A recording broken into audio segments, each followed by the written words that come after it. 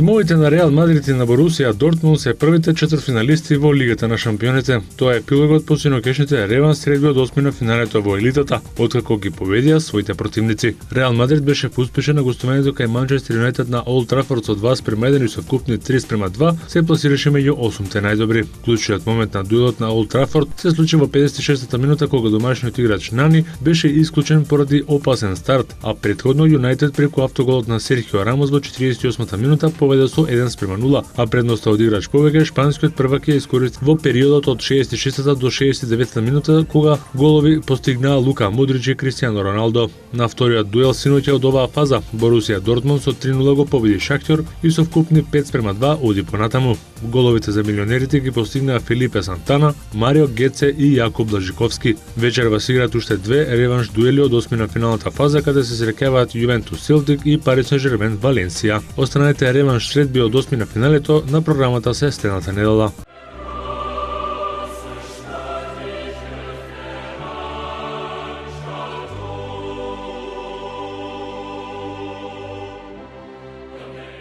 Диего Армандо Марадона започна преговори за преземање на тренерското место на француски Монпелје. Марадона е без ангажман од минатата година кога доби отказ од Ал Васли од Дубај. Бидејќи Рене Жирар ќе ги напушти редовите на францускиот шампион на крајот на сезонат, изгледа Монпелје сега бара големо име што ќе го замени. По претходната одлична сезона Монпелје во оваа имаше големи проблеми за ги усогласи врските во Европа и во Франција. Клубот испадна од Лигата на шампионите уште во групната фаза, а моментално има 10 бодови помалку од лидерот Пари Сен-Жермен на 11 кола пред крајот на сезоната во првата француска лига.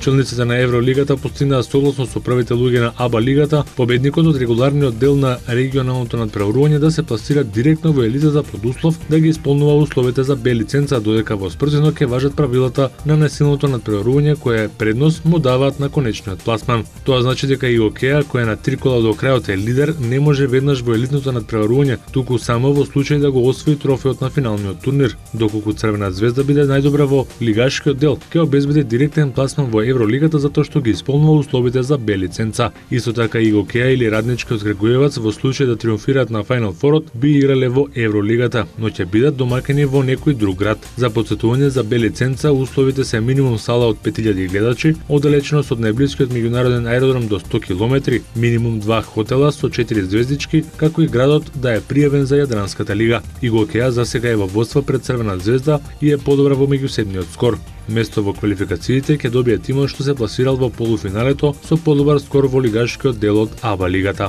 Нашиот тим во АБА лигата МЗД Скопје Аеродром има шанса да го освои 6-то место кое води во Еврокупот, но ако победи на две од последните 3 надпревари против Шолнок и Крка нагости, како и дома против Партизан.